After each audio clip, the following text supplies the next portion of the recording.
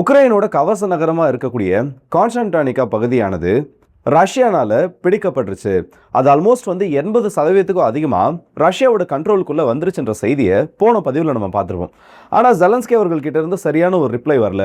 Ukraine இது just ஒரு fake நியூஸ்னு சொல்லி அதை அப்படியே பொத்தம்பொதுவாக ரிஜெக்ட் பண்ணிட்டாங்களே தவிர மற்றபடி எந்த விதமான தகவலையும் அவங்க இது சம்மந்தமாக தெரிவிக்கலன்றதை பார்த்துருந்தோம். ஆனால் திடீர்னு உக்ரைனுக்கு கோவம் வந்துருச்சா என்னன்னு தெரியல.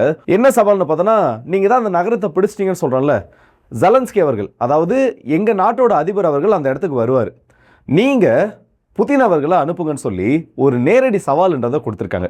சவால் ரஷ்யா கிட்ட கொடுக்கப்பட்டதுக்கு ஒரு பதிலானது வரணும்ல, அதுவும் வந்திருக்கு. அண்ட் போன பதிவில் நம்ம பார்த்தோம்ல, ஒரு 80 கட்டிடங்கள் வரைக்கும் மீதம் இருக்குன்னு, அதுவும் இப்போ ரஷ்யாவோட கண்ட்ரோலுக்கு வந்துட்டு சில செய்திகளானது வந்திருக்கு.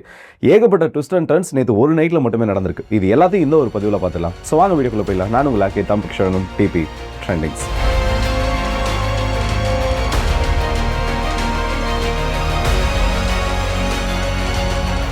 கான்ஸ்டான்டினிகா இது நம்ம நினைக்கிறத விட ரொம்ப முக்கியமான நகரம். தொடர்ந்து நம்ம பதிவுகளில் பேசுகிறதா இருக்கட்டும், இல்லை உக்ரைன் ஏன் இதை இவ்வளோ நாள் ஸ்ட்ராங் ஹோல்டாக வச்சுருந்தாங்கன்றதுக்கு காரணம் எல்லாமே இயற்கை ரீதியாக அமைந்த ஒரு தடுப்பரண். அது மட்டும் இல்லாமல் இந்த ஃபோர்ட்ரஸ் பெல்ட்ன்றதையும் தாண்டி உக்ரைன் இதை ஒரு 7 லேயர்டு டிஃபென்ஸ் நெட்வொர்க்காக மாற்றி வச்சுருக்காங்க. நம்ம எப்பயுமே லேயர்டு டிஃபென்ஸ்னால் இந்த ஏர் டிஃபென்ஸ் சிஸ்டம் பற்றி தான் பேசுவோம். ஆனால் உக்ரைன் இந்த பகுதிகளில் என்ன பண்ணி வச்சுருக்காங்கன்னா, ரஷ்யா இதை பிரேக் பண்ணுறதுக்குள்ள மற்ற பகுதிகளில் செக்யூரிட்டி அதிகப்படுத்தணுன்றதுக்காக முதல்ல இந்த டிராகன் டெத்னு அழைக்கப்படக்கூடிய பீரங்கி எதிர்ப்பு அமைப்புகள் அதை வச்சிருக்கிறது. அதுக்கு முன்னாடியே ஒரு லேயர் என்ன பண்ணுவோம்னா, இந்த முட்கம்பிகள் இல்லை எல்லாத்தையும் போட்டு வச்சிருக்கிறது. அதுக்கப்புறம் கன்னி வெடிகள், அதுக்கப்புறம் திரும்பவும் இந்த டிராகன் டூத், கடைசியாக பார்த்தோன்னா ட்ரென்ச்சஸ், அதுக்கப்புறம் பார்த்தோன்னா ஆன்டி டேங்க் ட்ரென்ச்சஸ், இதெல்லாம் தோண்டி வைக்கிறது. திரும்ப அது அப்படியே ரிப்பீட் ஆகும். இது எல்லாத்தையும் சேர்த்து வச்சது தான் இந்த ஃபோர்ட்ரஸ் ஆஃப் பெல்ட்னு சொல்லக்கூடிய ஒரு கான்செப்ட். இதை 50 கிலோமீட்டருக்குமே உக்ரைன் செயல்படுத்தி வச்சிருக்காங்க. இப்போ அதோட தொடக்கத்தில் ரஷ்யா ஒரு ஓட்டையை போட்டுட்டாங்க. இதை உக்ரைனால் ஏற்றுக்கவே முடியல. அந்த நகரம் விழுந்துருச்சுன்றதை அவங்களால அக்செப்ட் பண்ணிக்க முடியல. இப்போ கடைசியாக நம்ம பார்த்த அப்டேட் என்ன, 80% பிடிச்சிட்டாங்க. மீதம் இருக்கக்கூடிய பகுதி, அதுவும் நார்த் ஈஸ்டர்ன் வடகிழக்கு பகுதி மட்டும்தான் இன்னும் அவங்களோட கண்ட்ரோலில் வராமல் இருக்கு. அதையும் ரஷ்யா தாக்குதல் நடத்த தொடங்கியிருக்காங்க. இப்போ அதுவும் வீழ்த்தப்பட்டுருச்சு. அந்த 80 கட்டிடங்கள் இருந்த பகுதியும் ரஷ்யாவோட கண்ட்ரோலுக்கு வந்துருச்சு. ரஷ்யாவோட சீஃப் ஆஃப் ஸ்டாஃப் வெரலி கெராசிமோவ் அவர்கள் இதை உறுதிப்படுத்தியிருக்காரு. இப்போ இந்த 100% இந்த கான்ஸ்டான்டினிகான்னு சொல்லக்கூடிய அந்த பகுதி எங்களோட கண்ட்ரோலில் வந்துருச்சு. இதை உக்ரைனால் அக்செப்ட் பண்ணிக்க முடியலனாலும் இதுதான் உண்மைன்ற ஒரு தகவலையும் சொல்லியிருக்காங்க.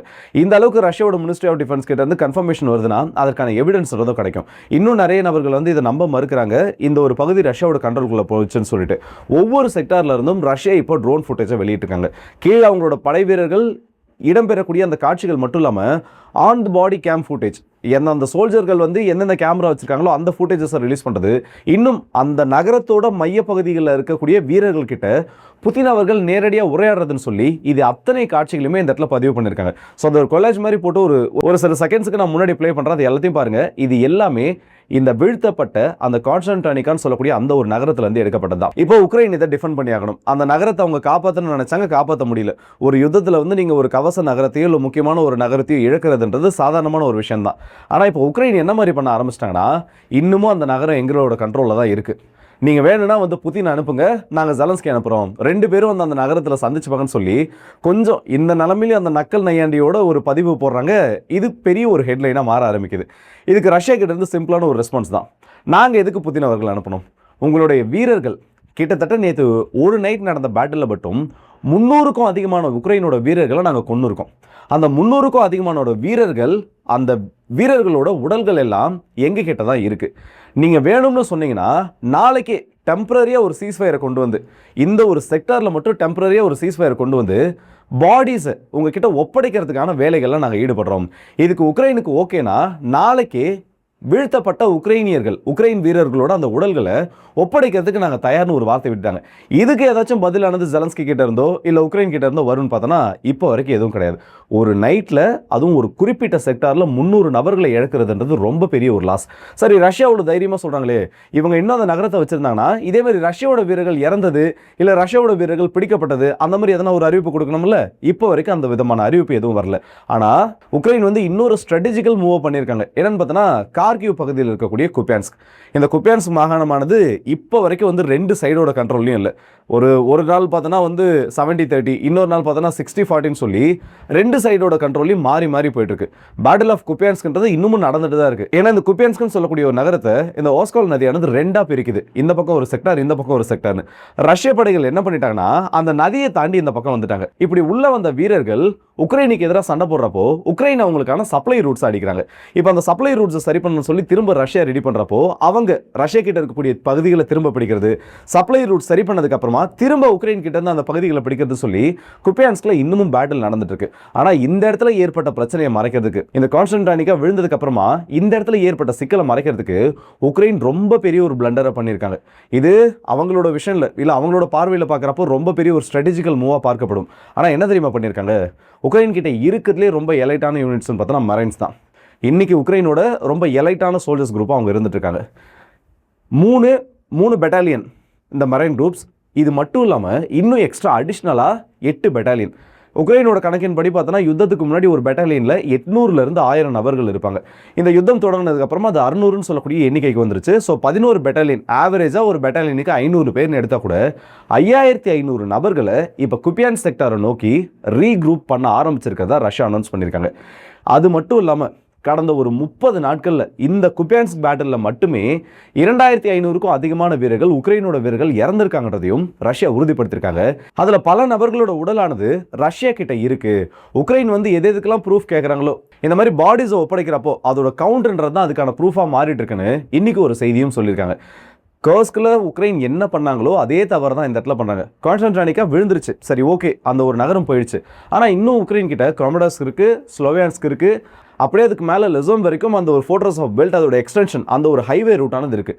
அதை டிஃபெண்ட் பண்ணுறதுல அவங்க கான்சன்ட்ரேட் பண்ணாங்களே இந்த மாதிரி ஒரு சிக்கல் வராது. ஆனால் இந்த உக்ரைன் அப்போ பண்ண தப்பும் சரி, இப்போ பண்ணக்கூடிய ஒரு தப்பும் சரி, உலக நாடுகள் முன்னாடி தான் ஜெயிக்கணுன்றதை காமிக்கிறதுக்காக இங்கே பார்த்தீங்களா குப்பியான்ஸ்க் வந்து நாங்கள் இன்னும் தான் பிடிச்சிட்டு இருக்கோம். அப்போ குப்பியான்ஸ்க் செக்டார் பெருசாக பேசப்படுறப்போ இந்த இடத்துல போக்ரோவ் செக்டாரோ கிரோமடாஸ்க் செக்டாரோ இது எதுவுமே பெருசாக பேசப்படாதுன்னு சொல்லி மீண்டும் மீண்டும் அதே தவறை தான் பண்ணிட்டு இருக்காங்க. ஆனால் அப்படி அவங்க பண்ணக்கூடியது அவங்களுக்கு பேக் ஃபயர் தெளிவாக ஆரம்பிச்சிருச்சு. இப்போ ரஷ்யா நைட்டில் அந்த இடத்த பிடிச்சிட்டாங்க. மீதம் இருந்தது அந்த ஒரு 20% தான், அதுவும் சீக்கிரம் விழுந்துருச்சு. இதில் ரஷ்யாவோட ஏரியல் அசால்ட் ரொம்ப பெரிய அளவுக்கு அவங்களுக்கு கை கொடுத்துருக்கு. இதை தாண்டி இப்போ என்ன பண்ண ஆரம்பிச்சிட்டாங்கன்னா பக்கத்தில் இருக்கக்கூடிய சின்ன ஒரு செட்டில்மெண்ட், ஒரு ஹெவி இண்டஸ்ட்ரியல் செட்டில்மெண்ட்னு சொல்லலாம், அலெக்ஸேவோ ட்ரிசோவ்கான்னு சொல்லுவாங்க. இது கிராமடாஸ்க்கும் கான்ஸ்டன்டானிக்கா பகுதிக்கும் நடுவில் இருக்கக்கூடிய ஒரு இடம். அதாவது கான்ஸ்டன்டானிக்காவில இருந்து வெறும் சில கிலோமீட்டர்கள் தொலைவில் இருக்கக்கூடிய பகுதி. அந்த பகுதியில் உக்ரைனோட வீரர்கள் இப்போ தஞ்சம் அடைஞ்சிருக்காங்க. ஏன்னா இதை பார்த்தோன்னா கொஞ்சம் பள்ளம் மேடு நிறைந்த ஒரு பகுதி, காடுகள் மாதிரி மரங்கள் வந்து அதிகமாக அடர்ந்து இருக்கக்கூடிய ஒரு பகுதி. உக்ரைனால ரொம்ப தூரத்துக்கு பின்வாங்க முடியல. ஏன்னா உக்ரைனோட இந்த ஒரு ரீஜனில் பார்த்தோன்னா நேற்று அதிக மழையானது பெய்ய ஆரம்பிச்சிருக்கு. டெம்பரேச்சர் ஆனது 18லேருந்து 14 டிகிரி இந்த நிலைமையில மெயின்டைன் ஆக ஆரம்பிச்சதுனால உக்ரைனோட வீரர்கள் பின்வாங்கிறதுல சில பிரச்சனைகளானது ஏற்பட்டிருக்கு. ஸோ டெம்பரரியாக பார்த்தோன்னா நேற்று நைட்ல இருந்து இந்த பகுதிகளில் உக்ரைனோட வீரர்கள் ஒரு 500க்கும் அதிகமான நபர்கள் இருக்கலான்ற செய்தியும் ரஷ்யாவோட ஊடகங்கள் வெளியிட்டிருக்காங்க. இப்போ இந்த பகுதியும் நோக்கி ரஷ்யா தாக்குதல் நடத்துறப்போ அவங்களும் ரொம்ப பெரிய ஒரு டிராப்ல மாட்டிப்பாங்க. ஆல்ரெடி உக்ரைனுக்கு தெரியும் இந்த இடத்த நம்மளால டிஃபெண்ட் பண்ண முடியாது, நம்ம வெளியே ஏற ஆரம்பிக்கணும்னு. இதை அவங்க சொல்லலை, முன்கூட்டியே வந்து வீரர்கள் அதை சொன்னாலும், அது சம்மந்தப்பட்ட அறிவிப்புகள் அவங்க கொடுத்தாலும், மேலிடத்துக்கு அவங்க அனுப்பிச்சாலும் அவங்க பின்வாங்கிறதுக்கான அந்த ஒரு உத்தரவுன்றதை உக்ரைனோட அரசாங்கம் கொடுக்கல. உக்ரைனோட ராணுவமும் அது சம்மந்தப்பட்ட அறிவிப்புகளை கொடுக்கல. ஸோ இப்போ அத்தனை நபர்களும் அந்த இடத்துல மாட்டியிருக்காங்க. இது என்னைக்கு வந்து வெளியில் வந்து பெரிய அளவு வரப்போதுன்னு தெரியல. பேட்டில் ஃபீல்டில் உக்ரைன் எடுக்கக்கூடிய சின்ன சின்ன தவறான முடிவுகள் அவங்களுக்கு மிகப்பெரிய தோல்விகளை கொடுத்துட்ருக்கு. ஸோ ரஷ்யா உக்ரைன் யுத்தத்தில் இந்த கான்ஸ்டன்டானிக்கா வீழ்த்தப்பட்டதுக்கு அப்புறமா இன்னும் பல பேட்டில் பெரிய அளவில் மாறதுக்கான ஒரு வாய்ப்பும் இந்த இடத்துல உருவாகியிருக்கு. இந்த பிரச்சனைலாம் ஒரு பக்கம் இப்படி போயிட்டு இருக்கப்போ ஈரானில் அயத்துல்லா கொமேனி அவர்கள், ஈரானோட சுப்ரீம் லீடர், அவரோட அந்த இரங்கலானது இன்னும் அதாவது தொடங்க போகுது. ஆனால் அதுக்கு முன்னாடியே பார்த்தோன்னா பல லட்சக்கணக்கான நபர்கள் அந்த க்ரௌட் ஃபுட்டேஜ்லாம் வந்து வெளியில் பார்க்குறப்போ அவ்வளோ மேசிவ் நம்பர் க்ரௌடுன்றது அந்த ஃபியூனரல் ப்ராசஸ் நடக்கிறதுக்கு முன்னாடி அந்த இடத்துல கூட ஆரம்பிச்சிட்டாங்க. இதுக்கு நடுவில் அமெரிக்காவோட அதிபர் என்ன சொல்லியிருக்காருன்னா இந்த ஒரு வாரத்துக்கு இந்த இறுதி ஊர்வலம் வந்து நடக்கக்கூடிய அந்த ஒரு வாரத்துக்கு 2 தரப்பும் வந்து எந்த விதமான பிரச்சனைகளிலும் ஈடுபடக்கூடாது, 2 தரப்பும் வந்து பேச்சுவார்த்தைகள் அடுத்த கட்டமாக தொடங்க வேணாம்னு சொல்லி ஒரு அறிவிப்பு கொடுத்துருக்காங்க. அறிவிப்பு கொடுக்கறதுலாம் ஓகே தான், ஆனால் அது கொடுத்துருக்கக்கூடிய ஒரு டோனும் இல்லை அவர் சொல்லியிருக்கக்கூடிய நம்ம ஈரான் வந்து ரொம்ப ஹெவியாக அடிச்சிட்டோம், அதனால் வந்து இந்த ஃபியூனரல் ப்ராசஸ் நடக்கிற வரைக்கும் இதெல்லாம் நிறுத்தலான்ற மாதிரி இன்னும் கொஞ்சம் நக்கலாக பேசியிருக்காரு. அமெரிக்காவோட அதிபர் அவரோட டோனை மாற்றிக்க போகிறதுல தெரிஞ்ச ஒரு விஷயம் தான். ஆனால் என்ன ஒரு காரணத்துக்காக இல்லை எதை ஒன்று ரீசனாக சொல்லி அமெரிக்கா உள்ளே இறங்கினாங்களோ, இந்த மாதிரி வந்து ஈரானில் வந்து மக்களுக்கு எதிரான போராட்டம் நடக்குது, மக்களோட ஆதரவு வந்து ஈரானோட அரசாங்கத்துக்குள்ள குறிப்பாக வந்து இந்த இஸ்லாமிக் ரெஜிம்க்கு இல்லைன்னு சொல்லி அதனால தான் இந்த ஸ்ட்ரைக்கே தொடங்குச்சு. ஆனால் வரக்கூடிய க்ரௌடை பார்க்குறப்போ அந்த ப்ராசஸ் தொடங்குறதுக்கு முன்னாடியே வரக்கூடிய க்ரௌடு இந்த அளவுக்கு இருக்குன்றப்போ வெஸ்டர்ன் மீடியாஸும் சரி இல்லை வெஸ்டர்ன் பொலிட்டிஷியன்ஸும் சரி கொஞ்சம் ஸ்டன்னாகி நின்றுட்டு இருக்காங்கன்னே சொல்லலாம். ஸோ இந்த வீடியோ பற்றி உங்களோட கருத்துக்களை மறக்காம கமெண்ட் செக்ஷனில் சொல்லுங்கள். குறிப்பாக சொன்னால் ஜெலன்ஸ்கி அவர்கள் கொடுத்துருக்காரு, ஒரு சவாலை கொடுத்துருக்காரு. வேணும்னா வந்து நீங்கள் கான்ஸ்டன்டைனிகா பகுதிக்கு வாங்க, நம்ம நேருக்கு நேர் சந்திச்சுப்போன்னு சொல்லி. அதுக்கு ரஷ்யா அவங்களோட ஸ்டைலில் ஒரு ரிப்ளை கொடுத்துட்டாங்க, நீங்கள் வேணா வாங்க உங்களோட சோல்ஜர்ஸோட பாடி பேக்ஸை வாங்கிட்டு போங்கன்னு. அப்போ இந்த இடத்துல திரும்ப ஒரு சந்தேகம் வருது, யார் இந்த இடத்துல உண்மையை சொல்கிறா பொய்யை சொல்கிறோன்னு சொல்லி. ரஷ்யாவோட மினிஸ்டர் ஆஃப் டிஃபென்ஸ் கம்ப்ளீட்டாக நாங்கள் அதை பிடிச்சோன்றதுக்காக எவிடன்ஸாக சில ஃபுட்டேஜஸ் கொடுத்துருக்காங்க. ஆனால் உக்ரைன் சார்பில் அது கொடுக்கப்படலை. இதை பற்றி உங்களோட கருத்துக்கள் மற்றும் ஈரான் சம்மந்தப்பட்ட உங்களுடைய கருத்துக்களையும் மறக்காம கமெண்ட் செக்ஷன். நம்மளோட டிஎன் பாலிடிக்ஸ் சேனலில் நேற்று அப்லோட் பண்ண வீடியோக்கு நல்ல ஒரு ரெஸ்பான்ஸ் இருந்துச்சு. அண்ட் 1000 சப்ஸ்கிரைபர்ன்றதை கிராஸ் பண்ணியிருக்கோம். ஸோ உங்களோட ஆதரவு வந்து தொடர்ந்து தேவை. உங்களோட ஃப்ரெண்ட்ஸ் அண்ட் ஃபேமிலிக்கும் வீடியோஸை ஷேர் பண்ணுங்கள், அவங்களும் பிடிச்சிருந்தா பார்க்கட்டும். கண்டிப்பாக பார்ப்பாங்க. ஏன்னா ஒவ்வொரு விஷயத்தையும் நம்ம மற்ற ஊடகங்களில் பேசாத ஒரு செய்தியை பேசுறதுக்கான ஒரு சின்ன ஒரு முயற்சி. ஸோ உங்களோட ஆதரவுன்றது எப்பயும் இருக்கும்னு நினைக்கிறேன். மறக்காமல் வீடியோஸ் பாருங்கள். இந்த வீடியோ பற்றின கருத்துக்களை இங்கேயும், அந்த வீடியோ பற்றின கருத்துக்களை அங்கேயும் மறக்காமல் பதிவிடுங்க. ஸோ அடுத்த வீடியோ சந்திப்போம். அதுவும் இந்த விடுபடுது உங்கள் எல்லாருக்கே.